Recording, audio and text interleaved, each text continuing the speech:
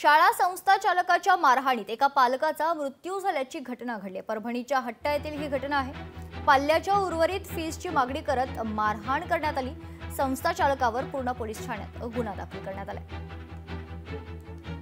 संस्था चालकांनी त्यांना मारहाण केली, त्यात ते बेशुद्ध पडले। त्यांना दवाखान्यात आणल्याबरोबर ते मृत्युमुखी पडल्याचे फिर्यादीवरून या ठिकाणी खुनाचा गुन्हा दाखल करण्यात आलेला आहे। प्रभाकर चव्हाण ज्यांची ही हायटेक रेसिडेन्शियल स्कूलचे ते चालक आहेत, संस्था चालक आहेत, ते आणि त्यांच्या पत्नीविरुद्ध गुन्हा दाखल करण्यात आलेला आहे आणि पुढील तपास उपविभागीय पोलीस अधिकारी म्हणजेच DYSP पूर्णा यांच्या नेतृत्वात विशेष पथकांचे गठन करून करण्यात येत आहे। हायटेक 0 फाटा बालकृष्ण शाळा तिथे गेलते, त्यांना कॅबिनमध्ये बोलवलं आणि माझ्या काकांना बाहेर थांबवलं एकट्यालाच।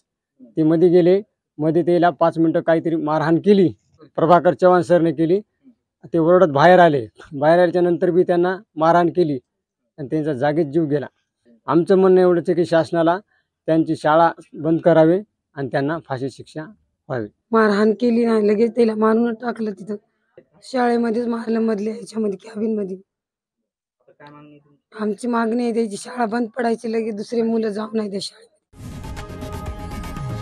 लोकशाही मराठी ऐका, पहा, जागरूक रहा।